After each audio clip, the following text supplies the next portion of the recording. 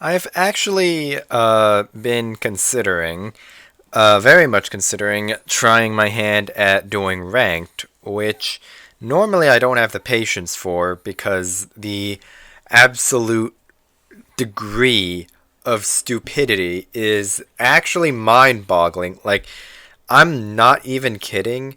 There are better players in tier 6 randoms than there are in gold ranked because ranked is not about being good or actually any of that, really. All ranked is playing a shit ton of games. Like, I think Flamu has a clip on this, but literally there was a guy who had like 10,000 fucking ranked games and was in fucking gold as a 40 percenter. And that basically what the hell? Still.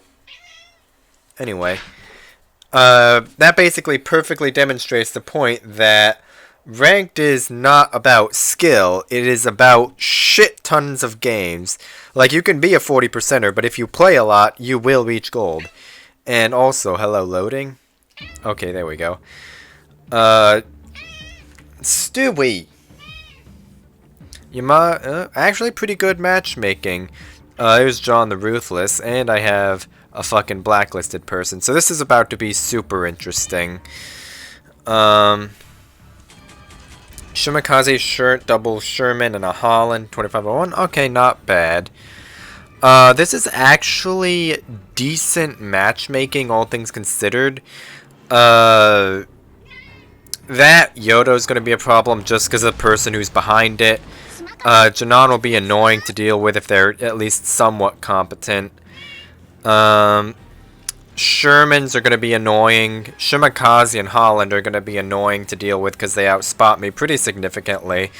And the 2501 is, of course, a sub, which, due to excellent game balance decisions from Wargaming, is a very balanced class and not frustrating to play against. And also, this gearing is going to fuck all. So that's unfortunate. Is consumables? Yay! It's fucking working again. Consumables monitor works now. But this is a smoke minotaur, not radar, so I'm not gonna be able to count on him to radar a DD that outspots me. So the game plan now is going to be hope that the fucking DDs are dumb enough to somehow get themselves spotted at D and go from there. And Stewie is over here, of course, in custom fashion. Well, not really custom, but like in traditional fashion at this point. Stewie is next to me, doing his thing, meowing every single sentence I say. And he's not even denying that. So, GK's headed over there. That means I'm probably going to be dealing with a Holland and a Sherman. Either I am going to be dealing with it, or the gearing is, or we're going to be dealing with one of either. But this island right here is extremely common for people to try and dive that. So I'm going to put torps out at that. And I haven't been hard spotted yet, but the Minotaur has been. I do also want to try and pump some sap into that Sherman. The bait that Yodo is pushing up there.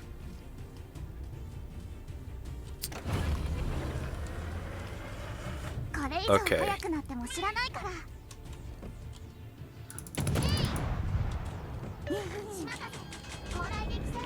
That's annoying.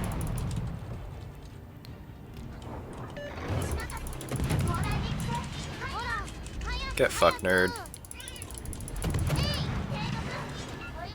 And this is the strength of the Regola right there. That sap, plus the ability to disengage whenever the fuck you want, is extremely valuable. And that sap is one of its main strengths because it just hits so incredibly fucking hard that if a DD gets spotted broadside to you, it is basically going to either die or it's going to eat a ton of damage. And then also its exhaust smoke and thus ability to smoke up and fuck off at full speed whenever it so chooses to is also very potent. And I did actually make a mistake there. I did have... Oh, this is not ideal. I did have the engine boost and the smoke running at the same time, which is what you kind of want to avoid doing that if you can. And look at that, 6K right there. But you do want to avoid using your smoke and your speed boost at the same time, because those two consumables are what's going to be saving you from taking a lot of damage. Your smoke is going to be able to protect you from obviously being spotted, but your speed boost is going to be able to protect you from just straight up gunfire in the form that you can actively dodge more effectively when you're going faster and when you also accelerate faster. So that is something that you're going to have to really kind of learn to control. And it's a hard thing to do when you don't really play ships like these a lot that have consumables like that. Where they don't specialize in being used together, but they specialize being used individually more than they do being used alongside each other.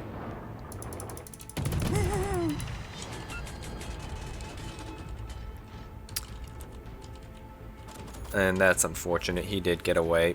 But on the bright side, that Gearing is actually still alive, which is kind of surprising.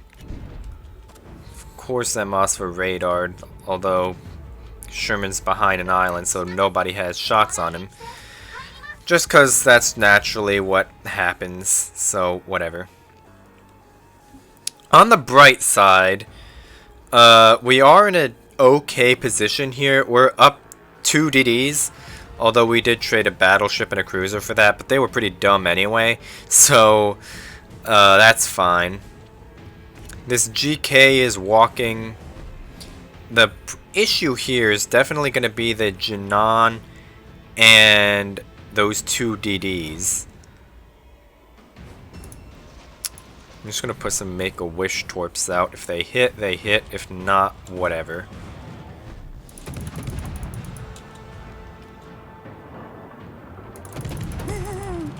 This is about to be very telling. Okay, first of all, that's an HE GK. But that lack of being spotted does tell me that those destroyers are at very least still behind that island.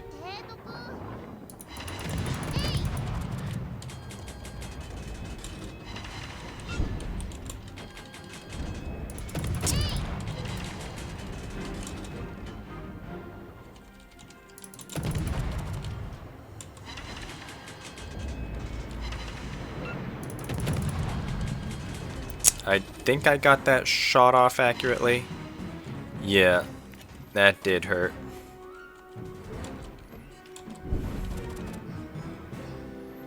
Gearing did at least manage to get away.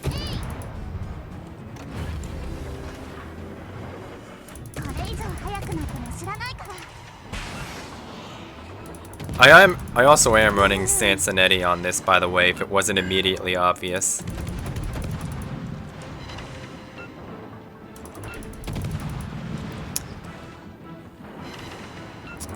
The reason I'm also not smoking up here is because of the fact that this Gearing smoked up, so I'm not going to be having anything to spot for me.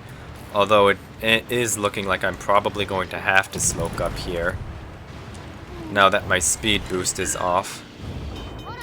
I do want my engine back.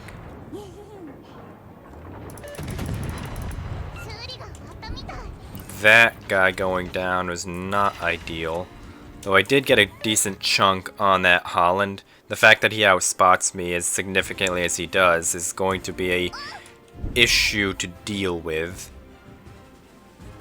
But for right now, what I'm gonna do is I want to try and, well, okay. First of all, our goal right here is to not bleed any more points or ships than we already are. That Yodo's pretty low. That GK and Holland are both low. Sherman's super low. And that Yamato's dead, which is very convenient. The fact that these guys are just flat out walking is not ideal.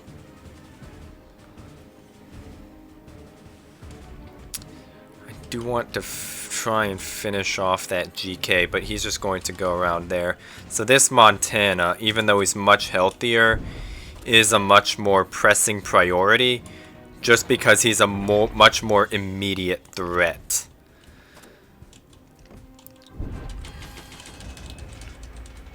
And I also want to put some torps into him, and to do that, this Montana is having to angle towards the Shikishima unless he just wants to show broadside and eat a ton of damage.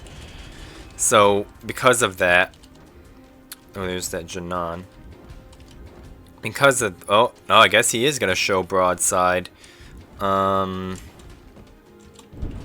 He's like actually gamer turning. Well, okay, never mind. World of Warships, everybody.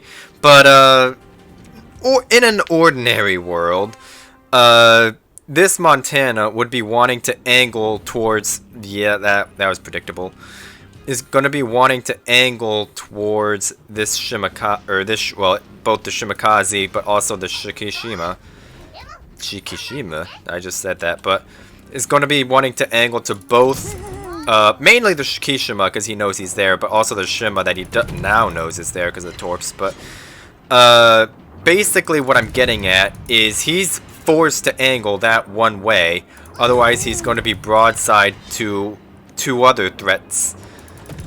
So because of that, he's basically forced to show broadside to my torps, otherwise turn broadside to the Shima and the Shikishima.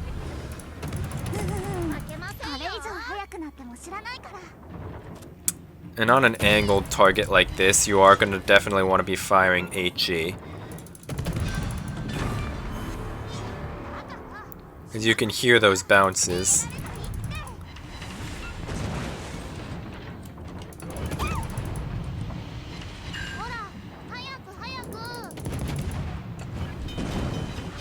That was less than ideal.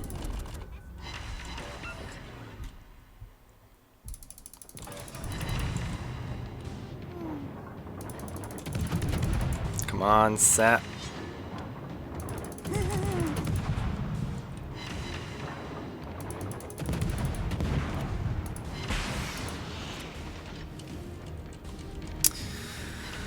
That Yodo is pretty low. I have torps out in case he turns back up north, but I don't think he will. I think he's going to just turn back north and head in a circle, and he's going to be headed back towards the same direction that Janan is facing.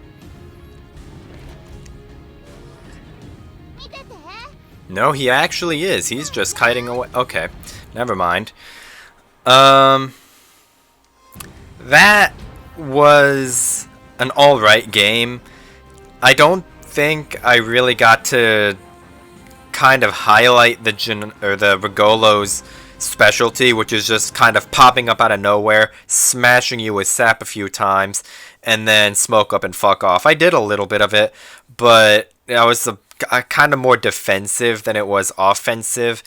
But that is kind of how these Italian destroyers work, right? Because a lot of people do try and play them like Paulo Emilio, which they just don't work like that. They don't have the torpedo speed or the torpedo alpha to really be able to reliably fulfill that playstyle. And on top of that, in the current meta that is extremely radar heavy, and as well as the presence of Hydro out the ass on pretty much every single new ship these days, that really hyper aggressive YOLO rush playstyle, first of all, is not effective to begin with, but it's also hard countered by the current meta that is both just kiting away a lot and also the abundance of radar and hydro everywhere. So the Rigolo especially, but just the entire Italian destroyers as a whole, specialize in pop-up, smash, smash, smash, then fuck off for a little bit, and then rinse and repeat.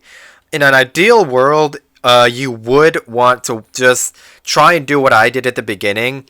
Wait for a destroyer to get spotted, smash it with sap a few times, smoke up, fuck off, and then just rinse and repeat. Use your smokes and use your speed boost, alternatively, and just avoid as much damage as you can, and just take opportunistic shots at people. Just farm until they look your way, smoke up, fuck off, or dodge a few shots, and then smoke up when your speed boost runs out.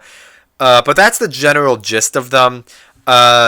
These Italian destroyers, I've had a lot, well, not really a lot, but I have had like 2 different people in the past week ask me kind of how to make them work, and I hope this video kind of helps at least a little bit with that. I will be getting a couple more games in this ship as well, so these might be up on either the same day as today or tomorrow, but at any rate, I will see you then whenever those videos come out. So if that's tonight, then I'll see you tonight again, and if not, then I will see you tomorrow.